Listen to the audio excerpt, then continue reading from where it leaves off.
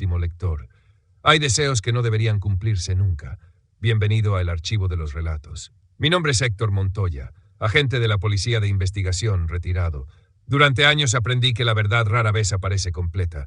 Lo que vas a escuchar ahora consta en los archivos de una reconstrucción no oficial. No fue clasificado como delito, tampoco como accidente. Simplemente quedó archivado. Si te interesan historias demasiado reales para ser solo ficción, suscríbete al canal. Apaga las luces. El archivo de hoy exige atención. Rafael Álvarez siempre supo exactamente qué quería del mundo. Silencio, tiempo y libros. Nada más. Vivía solo en un departamento estrecho, en un barrio donde los sonidos nunca descansaban. Motores, televisores, voces que atravesaban paredes delgadas. Para cualquiera era ruido cotidiano. Para Rafael era una agresión constante. Trabajaba como auxiliar administrativo en una oficina pública.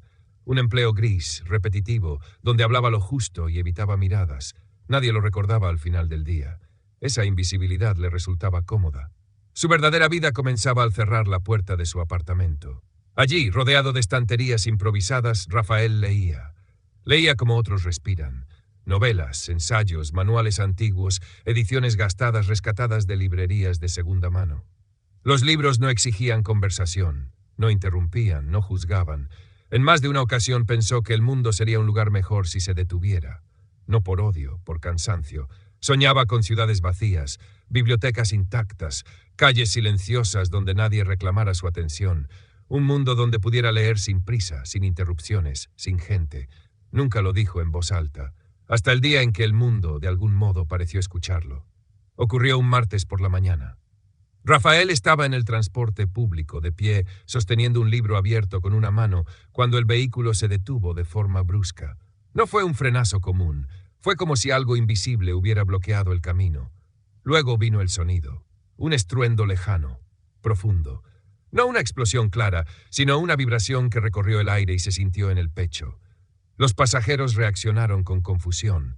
Algunos gritaron, otros sacaron sus teléfonos, las redes dejaron de responder. La señal desapareció. Y entonces, el silencio. No un silencio normal, uno espeso, antinatural. Rafael bajó del transporte junto a los demás. Miró alrededor. Las calles seguían ahí, los edificios también. Pero algo faltaba. Las personas. En cuestión de minutos, la multitud se disolvió sin explicación. Gente que entró a locales y no volvió a salir. Voces que se apagaron a mitad de una frase. Vehículos detenidos, con puertas abiertas. Rafael no corrió. No llamó a nadie. Simplemente regresó a su apartamento. Cerró la puerta. Se sentó. Abrió un libro. Por primera vez en su vida no hubo ruido alguno. Y eso fue cuando comprendió que algo estaba terriblemente mal. Durante las primeras horas, Rafael Álvarez creyó que se trataba de un apagón masivo, tal vez una falla de comunicaciones, un simulacro que nadie le había informado. Pero el silencio no se comportaba como un error técnico, era absoluto. No había sirenas, no motores, no pasos en el pasillo del edificio, solo el sonido de las páginas al pasar. Rafael intentó concentrarse en la lectura, pero las palabras comenzaron a perder peso. La ausencia de interrupciones, aquello que había deseado durante años, se sentía distinta ahora. Más pesada, más definitiva. Se levantó y miró por la ventana. La calle estaba detenida en un gesto inconcluso. Un automóvil con la puerta abierta, un semáforo congelado en amarillo, un perro inmóvil, como si alguien hubiera pausado la escena. No había cuerpos, no había señales de lucha. Simplemente no había nadie. Rafael bajó las escaleras con cautela. Cada peldaño resonaba más de lo normal. Al llegar al vestíbulo encontró el mostrador del portero vacío. El cuaderno de registros estaba abierto en la página del día anterior. Ninguna anotación posterior. Salió a la calle. El aire olía igual. El cielo tenía el mismo color. El mundo no parecía destruido, solo abandonado. Caminó varias cuadras. Entró a una cafetería. El café seguía caliente en una taza olvidada. En una librería cercana, las luces estaban encendidas, los libros intactos, ordenados, esperándolo. Rafael sintió algo cercano al alivio. Regresó a su departamento con varios volúmenes bajo el brazo. Por primera vez no sintió culpa por no buscar a nadie. No llamó a emergencias, no gritó nombres. La idea de estar solo le resultaba peligrosamente reconfortante. Pasaron las horas. Luego lo que asumió que era una noche. Sin relojes funcionando, el tiempo perdió forma. Leyó sin pausa, hasta que notó el primer detalle fuera de lugar, un sonido. No fuerte, no claro, un roce. Rafael levantó la vista del libro, contuvo la respiración. El silencio volvió a cerrarse, como si nada hubiera ocurrido. Se convenció de que había sido su imaginación. Pero al día siguiente, si es que era otro día, encontró algo distinto en su estantería. Un libro que no recordaba haber colocado allí. Era antiguo, cubierta oscura, sin título visible. No figuraba en ninguna de sus compras recientes. Lo abrió. Las primeras páginas estaban en blanco. Las siguientes, no.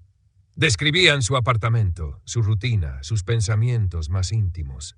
Rafael cerró el libro de golpe. Por primera vez desde que el mundo se vació, sintió la certeza de que no estaba completamente solo, y que alguien o algo estaba observando en silencio. Rafael Álvarez no volvió a leer durante horas. El libro permaneció sobre la mesa cerrado, como un objeto contaminado. No tenía marcas editoriales, no había fecha, ningún nombre de autor, solo ese peso incómodo, como si contuviera algo más que papel. Intentó convencerse de que lo había comprado y olvidado. Intentó, pero sabía que no era cierto. Cuando finalmente lo abrió de nuevo, las páginas habían cambiado. El texto avanzaba. Ya no describía lo que había ocurrido, narraba lo que estaba ocurriendo en ese mismo instante. Cada línea coincidía con sus movimientos, cada pausa, cada duda. Rafael pasó las páginas con cuidado y encontró una frase subrayada escrita con una tinta más oscura. El silencio no fue un regalo, fue una respuesta. Cerró el libro con violencia y lo arrojó contra la pared. El impacto no produjo eco, ni siquiera eso. Decidió salir. Necesitaba confirmar si el mundo seguía vacío más allá de su rutina inmediata. Caminó por avenidas largas, por plazas donde el viento movía papeles sin dueño. Entró a edificios públicos, a bibliotecas, a hospitales. Todo estaba intacto, todo estaba esperando. En una biblioteca central encontró mesas con libros abiertos, como si los lectores hubieran desaparecido a mitad de una página. Rafael recorrió los pasillos sin prisa. El lugar era un paraíso silencioso, y, sin embargo, sentía una presión constante en la nuca, como si el silencio lo mirara. En uno de los niveles inferiores encontró otro libro sin título, luego otro, todos iguales, todos colocados en estanterías distintas, como si alguien hubiera querido asegurarse de que los encontrara. Los abrió uno por uno. Todos hablaban de él, de su infancia, de su timidez, de los pensamientos que nunca había compartido con nadie, de su deseo más persistente, que el mundo se callara. El último libro estaba incompleto, las páginas finales en blanco. Rafael entendió entonces que no estaba leyendo registros, estaba leyendo un proceso. Regresó a su apartamento con el corazón acelerado, revisó cada habitación, cerró ventanas, bloqueó la puerta, amontonó libros contra las paredes, como si el papel pudiera protegerlo. Esa noche, o lo que asumió que era una noche, el sueño regresó. No era un roce, era una respiración. No provenía de ninguna parte específica. Estaba en el aire, en las paredes, en los espacios entre palabras. Rafael abrió el libro original con manos temblorosas. Una nueva línea había aparecido sola al centro de la página. Cuando el último lector termine, el mundo dejará de ser necesario. Rafael comprendió con una claridad brutal que no había sobrevivido a una catástrofe. Había sido elegido.